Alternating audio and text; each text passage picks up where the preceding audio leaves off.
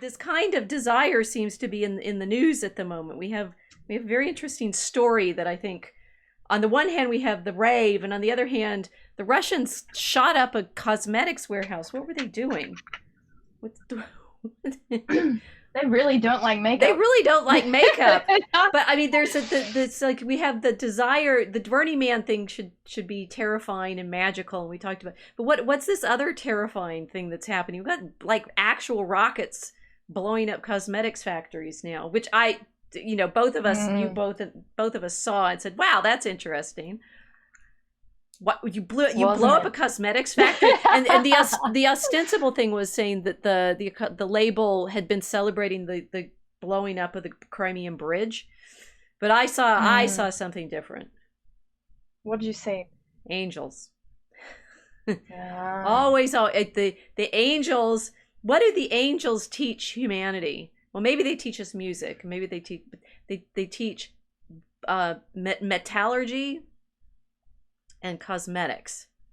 So as far as I was concerned, this was just a sign that we're somehow paying. Now I got my pen in my hand instead of my fidget toy. Somehow we're in this spiritually charged moment, so much so that a cosmetics company, it becomes a player in this actual hot war that's going on. Now, are we going to take all of these things simply as accidental, or are they hints and clues for us? Well, we don't tend to see accidents in things. No accidents. Patterns. No. Patterns. So what do we think's going on here, right? It's like we've got a number of different elements. People, I promise I made notes for this discussion so we would stay on track this time. But we've had Burning Man. We're trying to figure out why all the costumes, why all the drugs, which is obviously part of this culture, the mind-altering substances, the costumes, including the sort of desire to be in the light, which we've talked about a lot before. And then on the opposite side, this cosmetics factory being blown up for its participation in effectively a propaganda campaign, saying, we celebrate that this bridge was blown up. But the dynamics are very powerful right now, all coming together. And if things start to get blown up, like what gets blown up? The blowing up is clearly some kind of transcendent experience, because people do get very excited when fireworks go off. Very much.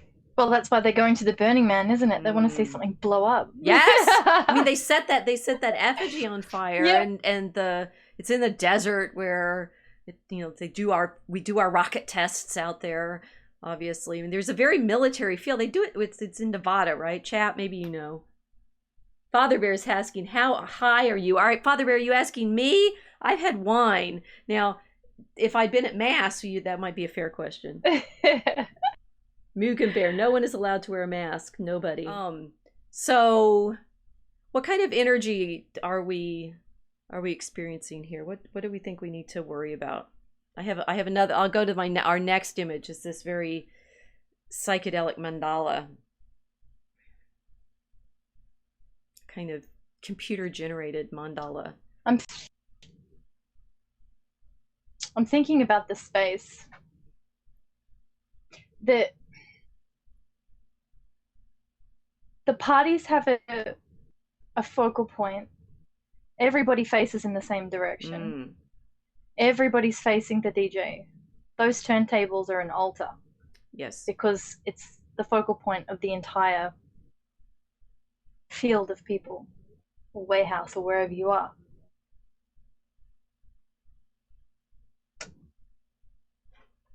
And there's an enormous amount of energy being generated by the people in that space. Yeah.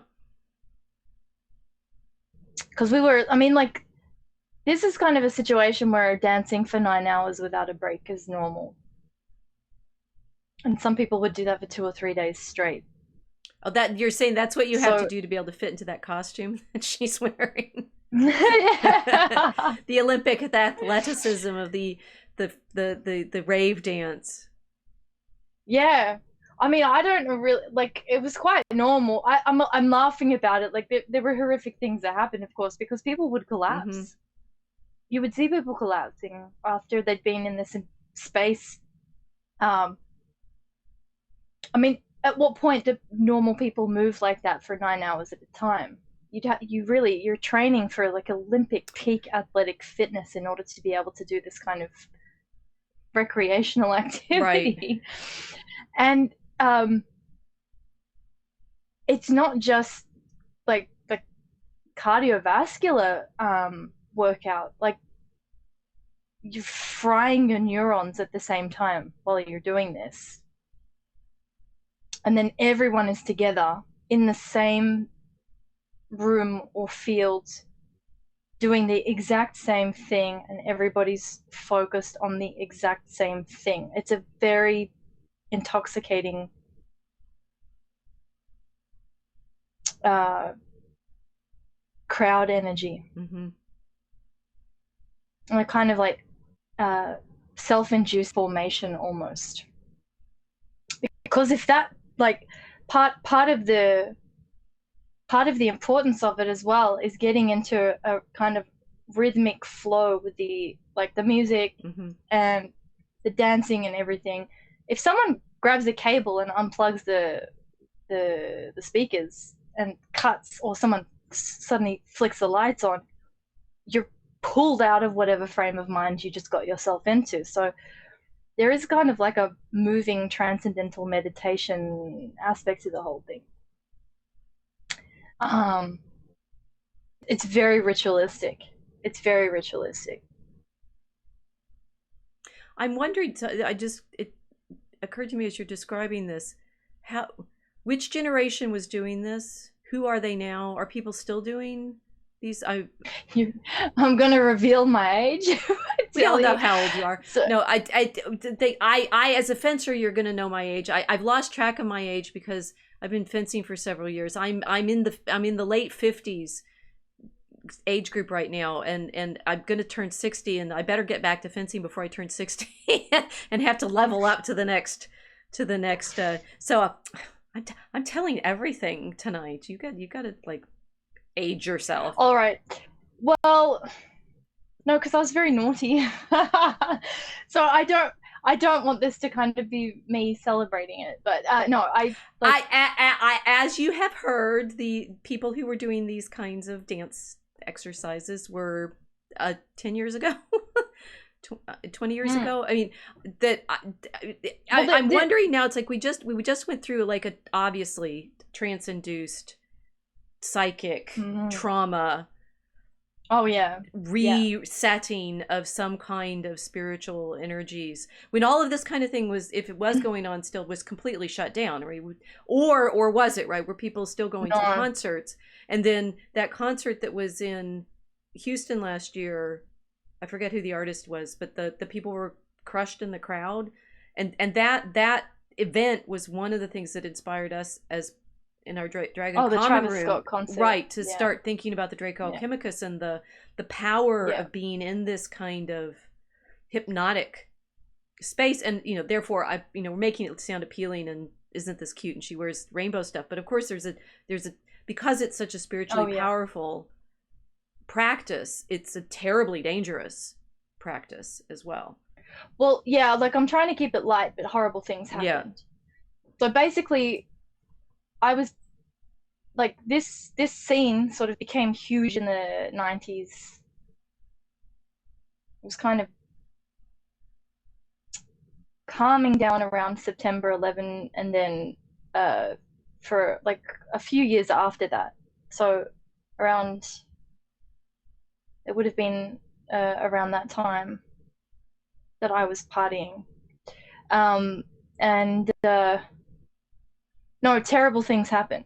So this is the kind of thing, though. It's like when you're in these environments and there's so much energetic charge and everybody's there completely focused on the same thing. There's no room for rationality. It's you're retreating into like an autonomic nervous system kind of thing. It's completely limbic system, you know. There's no critical thought. It's all emotional. It's all neurotransmitters. It's like it's anti-logos. It's the anti-logos liturgy. Yeah. And yes, for that reason, things do get very, very horrible very quickly. I mean, I've been at parties where I've seen people collapse and they get dragged off, the same as what happened at the Travis Scott concert. Right. But that was very, very different. There was something going on there when I saw that. At the Travis Scott when one? I saw the footage, when I saw the footage of what was happening there, it seemed to me to be a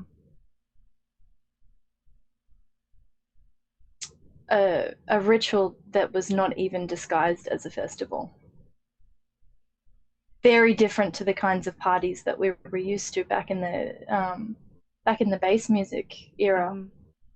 Because in our time, people were all out for peace, love, unity, and respect. You know, they were like the fluffy neon rave the kind kids. of hippie, the second, third generation love. But that's, I mean, to say that's where, I mean, I think, you know, the rainbow stuff got so appealing that people were very much entranced with the idea of, I think, we just got a email from the university, from our provost, saying, you know, the university should be this place where everyone feels they belong. Yes. She's more my age, so and I can well imagine some of the chat is asking about whether it's like mass hypnosis, portal dance, saying that is the rave another substitute religion? Yes. I mean, it is a religion, and what we're actually talking about is the boundaries and the you know, appeal. Why it's like why people get so caught up in this, and you know, why it's so easy for it to go into channels that become quite spiritually and physically dangerous. But it's like, was this the back architecture psychically for people going into, you know, the last 2 years, when everyone was like, we need to be one, right? Somehow the clapping together and the I mean, we've seen things like the Olympic festival performances for the NHS back in London in 2012, and where the CERN, that weird CERN Gotthard tunnel performance, where we're dancing our way into this mystical space. But the raves and these music festivals are, you are yourself being brought up into that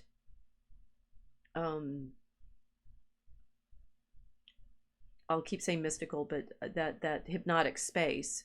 And but the thing is, is it mystical or just hypnotic, right? Is it a trap, or is it a portal for something